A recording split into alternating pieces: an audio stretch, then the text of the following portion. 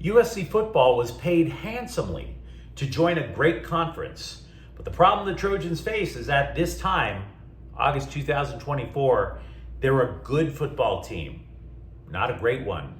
Hi, I'm James of Faithful Angelino Sports with a USC football preview for 2024.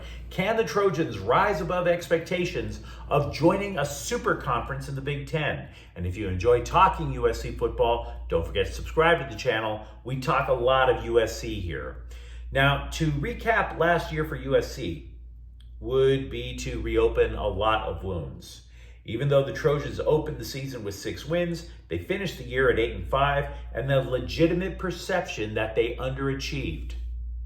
I don't want to spend a lot of time on last season, other than to say that it became the first time that people outside of Oklahoma questioned whether Lincoln Riley was a good football coach. If anything Riley is guilty of, it was being way too loyal to his friend, former defensive coordinator Alex Grinch. But we're going to go deeper into that later. Because for all the grief that came from last year, the Trojans still wound up with a bowl win, and they sent a Heisman Trophy winner to the NFL, who was the first pick overall, I might add. Now, the changes since then have been profound. USC rightfully abandoned the woefully mismanaged Pac-12 conference because it realized they were losing influence on the national stage. They were getting screwed in media deals. Pac-12 after dark? Are you kidding me? So yeah, there were a lot of reasons to split. Now though, they're getting a fatter check in a super conference, and Riley was forced to reinvent the program on the fly. Out went Grinch and his nauseating Speed D. In comes Lynn, the defensive coordinator from rival UCLA, and along with it, there was a mandate for offensive and defensive linemen to 1, spend a lot more time eating, and then 2, when you're not eating, you better be in the weight room, because the Big Ten is not for finesse. Now, obviously, it's more complex than that. We'll talk a little schematics in a minute. But if you're looking for simple explanations to start, that's pretty much it. I don't want to spend a lot of time talking offense either, because if there is one thing that we know, we can take it for granted. Riley's air raid offense is going to put up a ton of points. Last year, again, bad season, but the offense was the 3rd highest scoring in college. Riley keeps putting together a top 8 scoring offense. He's done it every year that he's been a head coach. Even with Caleb Williams on the sideline in the bowl game last year, the Holiday Bowl, Miller Moss, completely different type of quarterback. He dropped 42 points on 15th ranked Louisville. Just like that. Just like that. So sure, USC has a new quarterback in Moss. They have a new running back in transfer Woody Marks. They have a super young receiving core. They have an offensive line that's mostly returning, anchored by surefire NFL prospect Jonah Monheim. And they also have arguably the game's most electrifying kick returner in Zachariah Branch. So they're going to put up points. That is going to be a given. But the point of the entire season hangs on if the Trojans get any defense at all. Any defense at all. You can envision the Trojans being at least on the fringe of the college football playoffs. Because the Big Ten is a damn good conference. And USC, they have a damn strong schedule. Defending champion Michigan. They opened the season against LSU over in Vegas. They finished the regular season against Notre Dame. If the Trojans can just come up with 9 or 10 wins, they are in the running to go to the playoffs. So again, a good team in a great conference. So is it possible that greatness can be reached through great coaching? What makes Lynn such a must-have as a defensive coordinator? Well, from what I've been looking at, Lynn does 3 things that Grinch was simply too stubborn to break from. 1, Grinch ran a 3-3-5 and he blitzed on every down. Every single down there was a blitz. Now, offensive coordinators hate the 3-3-5 because they know there's going to be a blitz. They just don't know where it's coming from. The problem was Grinch was so poor at communicating to his own players where the blitz would come, and USC, as a result, was often caught out of position.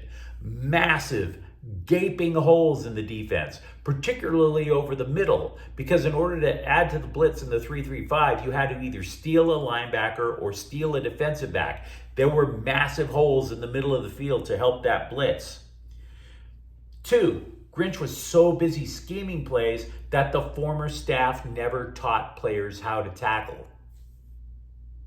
USC was in the bottom 10 of the nation in terms of what you could get after a catch because they could not tackle. 3, in anticipation of moving to the Big Ten, Riley recruited bigger defensive linemen last year, and Grinch wouldn't play them because it's the speed D. He wanted speed over size, poor execution, poor tackling, wrong personnel, no chance for USC. Now, Lynn has taken the opposite approach in every step. We already mentioned how he wants players to be bigger and in the best shape of their lives. 2, much of spring practice was spent on how to tackle. See, over at UCLA, when he was there, the Bruins went from the bottom in the national rankings for defense to top 10 last year. And it wasn't necessarily scheme. It was because they were fundamentally sound. Once they got to you, you were going to the turf. Now, as for Lynn's scheme, linebacker Eric Gentry said simplification was the biggest improvement so that they don't have to overthink things. So, by using this whiteboard behind me, I want to start off by saying what I've sketched out is not complete, and that's because defense is situational. I've heard people say Lynn runs a 3-4. I've heard others say, oh, he runs a 3-3-5. And then somebody said a 2-4-5. Look, guys, that is all semantics. From what I've seen, when I watch UCLA football from last year, Lynn flexes a lot between a 3-4 and a 4-2-D. The 3-4, from what I'm looking at, which I've sort of sketched out here, is primarily what you might see on first down. What would wind up happening is you're going to use defensive linemen to plug the gaps. Bear Alexander, Kobe Pepe, and possibly Anthony Lucas, a transfer from 2 years ago from Texas A&M. Now, they're not going to shoot gaps. They're going to line up straight up, Alexander or Pepe over the center, and the other two directly over the tackle. And when they do that, you would expect the linebackers to come in and make the play. In other words, Bear Alexander might not have a ton of sacks this year, but the idea is he's going to be dominant up front, and in turn, that's going to give a chance for the linebackers to make plays. Clog the line enough for the linebackers to shoot the gaps. Now, linebacker, therefore, becomes a pretty doggone important position too. From what I can tell, the starting middle linebackers are going to be Mason Cobb and Easton Mascarenas Arnold. The latter is a Pac-12 all Pac-12 conference player transferring in from Oregon State. Now, I read 2 national publications. They don't see Mascarenas Arnold as a starter. Oh, I surely believe they're wrong. Why? Because Mascarenas Arnold is a tackling machine, and USC was terrible at tackling last year. So Mascarenas Arnold is definitely starting. I just don't see how he doesn't. As a result, I see Eric Gentry as the odd man out on first down. But if USC goes to, say, a 4-2 on second and third and long, well, that's when you probably could see Gentry coming in as somebody who cheats up to be that rush end. Could be him. Could be Jamil Muhammad. Also, in addition to that, you could see a fourth rusher maybe even being Greedy Vance, who's a defensive back, but he transferred in from Florida State. Yeah, and in addition to that, you can see one of these other linebackers, Cobb or Mascarenas Arnold, playing as a spy on the quarterback to make sure nobody's scrambling. And the other linebacker probably looking at the tight end. Finally, in the backfield, USC is extremely deep and very versatile. Look for safety, a guy who transferred in from UCLA, by the way. Look for safety Kamari Ramsey to be the chief play caller for the defense instead of a linebacker. Because again, Ramsey played under Lynn at UCLA. He is going to know exactly what Lynn is going to want out there. Now, what does that mean for the backfield? Well, I think early on that the defensive backfield is going to play either a lot of cover 1 or a lot of cover 3. Cover 1, that's one safety playing deep. That would be Ramsey.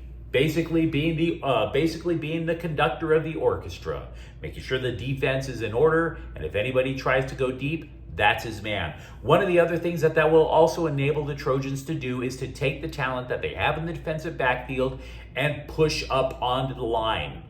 Play a lot more man, challenging them to go deep. I also think that you should expect a lot of cover 3. Cover 3 is keeping 3 safeties back there as opposed to just one. It's a very balanced defense. It doesn't expose a lot of deep plays, which is something USC was guilty of giving up a lot last year. The so-called explosive plays, the pass plays that go for 20 yards or more. Cover 3 is an antidote to that. And I also believe that will be the case because Lynn worked as an NFL coach for many years before he was a UCLA defensive coordinator. He worked under Gus Bradley with the Chargers back in 2017. Bradley swears by cover 3, absolutely swears by it. And also, I might add, in terms of Lynn being an NFL assistant, he worked under Romeo Crennel with the Houston Texans. Crennel preached simplicity, not doing whatever it takes to make sure that the 11 defenders on that field knew exactly where the hell they were supposed to be. Grinch did not press any of that stuff. And again, UCLA excelled at the fundamentals. They excelled at simplicity. Obviously, with the depth that USC has at defensive back, you're going to see a lot of nickel and sometimes dime defense. I believe that 5th defensive back, which I believe is going to be Vance, Greedy Vance, is either going to help in run support or blitz.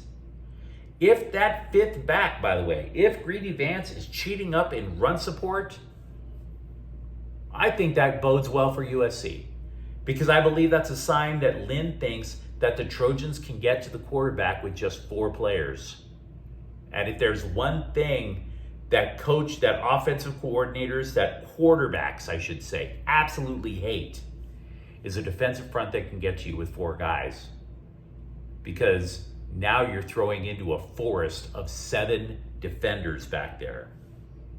And that means USC is in a position to win more games because that means the defense is actually being effective.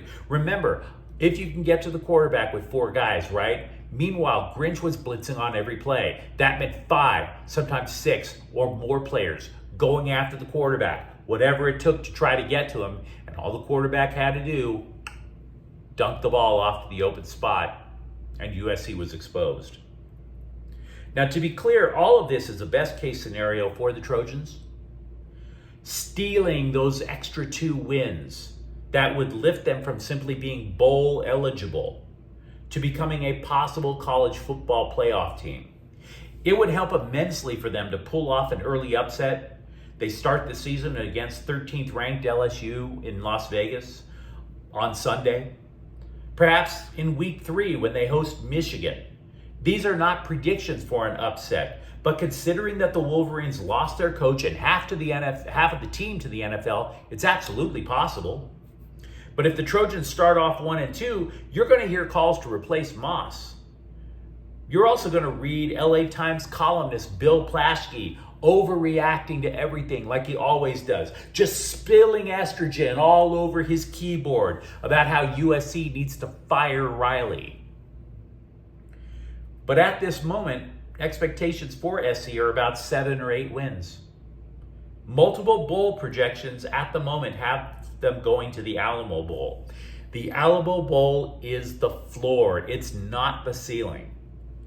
Rock bottom. But I don't see that as where they're going to be. Because Riley made a lot of smart decisions in the offseason. Lots of smart decisions. Changing the defensive coaching staff, recognizing they had to get bigger. Moreover, the schedule is difficult, but it could be worse. They avoid Ohio State and Oregon this year. If anything goes their way, I can absolutely see USC stealing that 9th or even a 10th win, just due to Lynn alone. I do think the Trojans steal wins. Absolutely. Riley has made a lot of correct decisions after finishing 8-5. You get rewarded in life when you make the right call consistently. I think the Trojans are closer to the college football playoffs than simply reaching the Alamo Bowl. But if you think I'm wrong, you let me know what you think in the comments thread. And if you enjoyed talking USC with me, don't forget to subscribe to the channel. We talk USC football almost every day here. Thank you for watching. I'm James. We'll be back tomorrow. Faithful Angelinos is a Kian Cortel Queso production. Take care.